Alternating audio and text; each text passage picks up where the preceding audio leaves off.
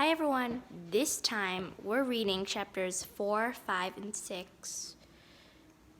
Let me read the last chapter of when we stopped.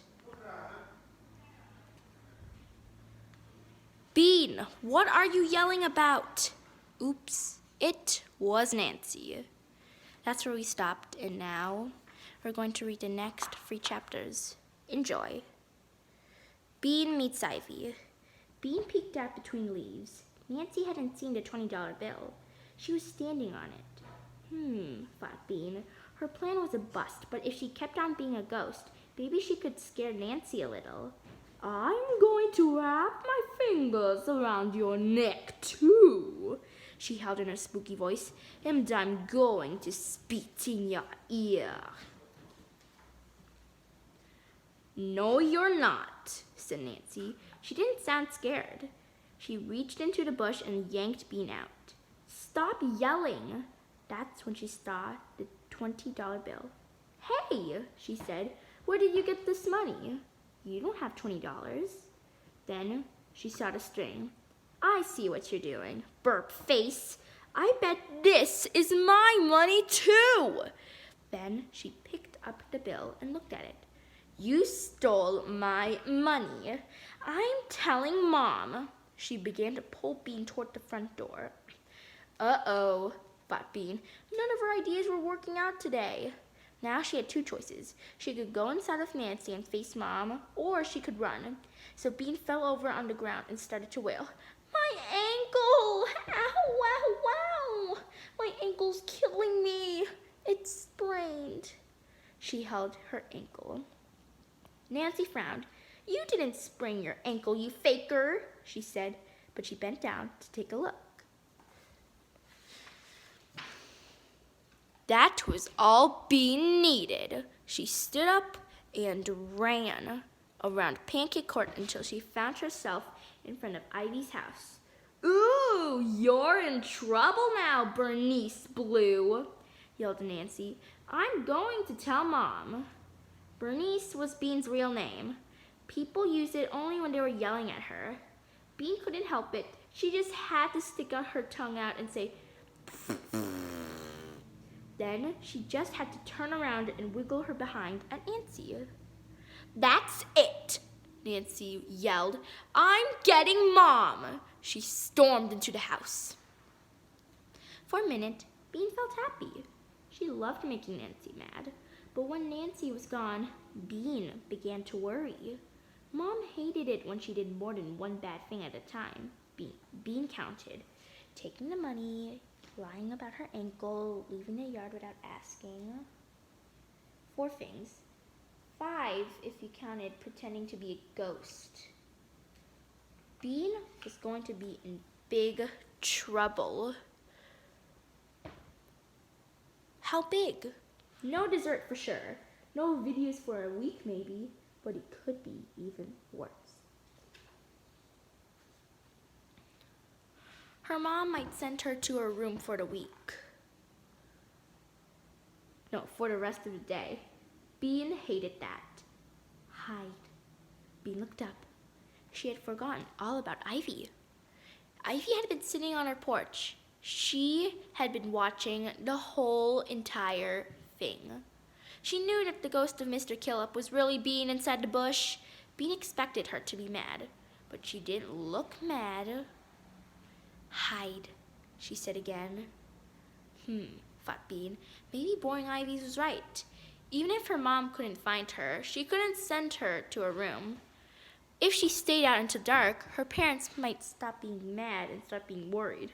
Her mom might say, Oh, my poor little Bean! My poor little baby. Then they'd be so happy to see her when she came limping home that they probably wouldn't punish her at all. They might even let her have seconds on dessert. That settled it. Okay, she said to Ivy. Where? Follow me. Ivy came down the stairs and slipped behind a bush growing against her house. Bean followed her and crouched down under the wide leaves. No, get up. This is just the beginning, said Ivy. I'm going to take you to a secret spot. This isn't it? asked Bean. The bush looked pretty good to her. No, this is the passageway. Ivy pressed her back against the house and edged along. Bean edged along too, the wall scraping her back. They turned a corner and edged some more. Ivy's house was big. Halt, said Ivy. Bean halted. Now, said Ivy, close your eyes, and I'll take you to the secret spot. What? How come I have to close my eyes? Because it's a secret. Duh. Bean couldn't argue with that. Ivy looked like a wimp, but she didn't talk like one. Bean closed her eyes. She felt Ivy take her by the the elbow. And together they went down some steps. A door opened. More steps. Cool. Damp air blew in Bean's face. Then they went up some steps. Another door opened. They were outside again. Ivy was taking Bean through some tall grass. Shh, said Ivy suddenly. Bean froze. Crouch down, said Ivy. Bean crouched. There was a silence. Okay, you can get up now. What happened? Asked Bean. Spies, said Ivy. Bean figured Ivy was probably making that up. Now you can open your eyes, said Ivy. Ooh, look at that little black cat. Ivy hatches a plan. Bean opened her eyes. They were in a corner of Ivy's backyard.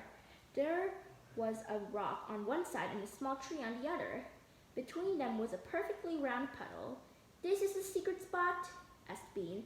She'd expected something more secret-looking, like a cave. Yes, they'll never find you here, said Ivy.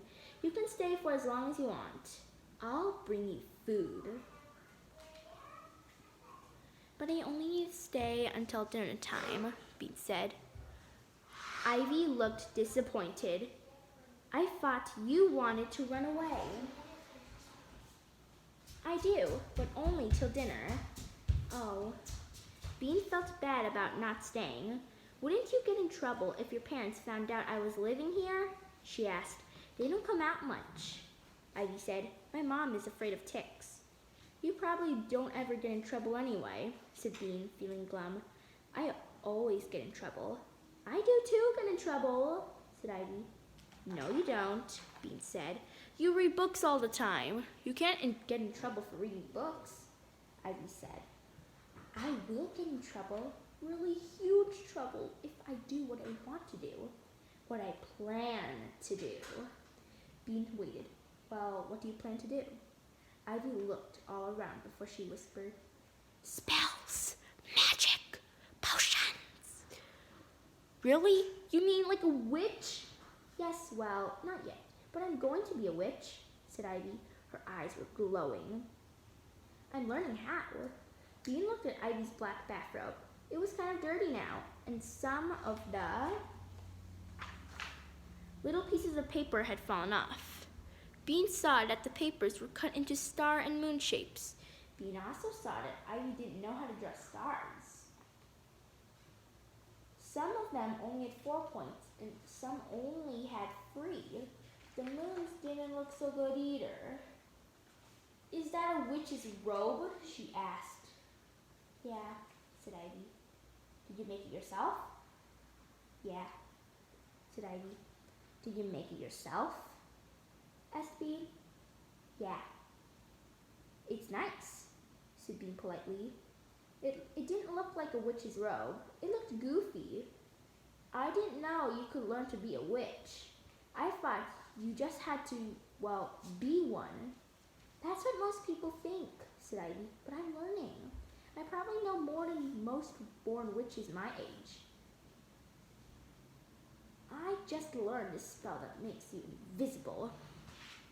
Wow, Bean could use that for sure. Will you teach me that? That would be great. I haven't done it yet, Ivy admitted. You gotta have a dead frog. Oh, it would be really mean to kill a frog. Yeah, that is why I dug this That's why I dug this pond. Ivy pointed to the puddle with her gold stick. I'm hoping a frog will come here and die. Bean didn't mention that it looked like a puddle. Wow, she said. What's a stick for? That's my wand, said Ivy. Bean couldn't help it. She burst out laughing. That's not a wand. That's just a stick painted gold. It is too, a wand. Now Ivy looked mad. And you better watch out or I'll use it on you. Bean stopped laughing. Use it how? I'll cast a dancing spell on you. You won't be able to stop dancing for the rest of your life, like this. She started jumping up and down, kicking out her legs and waggling her arms. Could you really? Asked Bean. Ivy stopped dancing. Maybe. I was just about to test it when you started yelling about being a ghost. Who are you going to test it on? Asked Bean. Ivy's face turned red. Nobody, she said. Bean could tell she was lying. Come on, who? Ivy's face got redder. Come on, tell me, said Bean. Ivy looked in the dirt. You, she said in a low voice. Me? Yelled Bean. What did I ever do to you?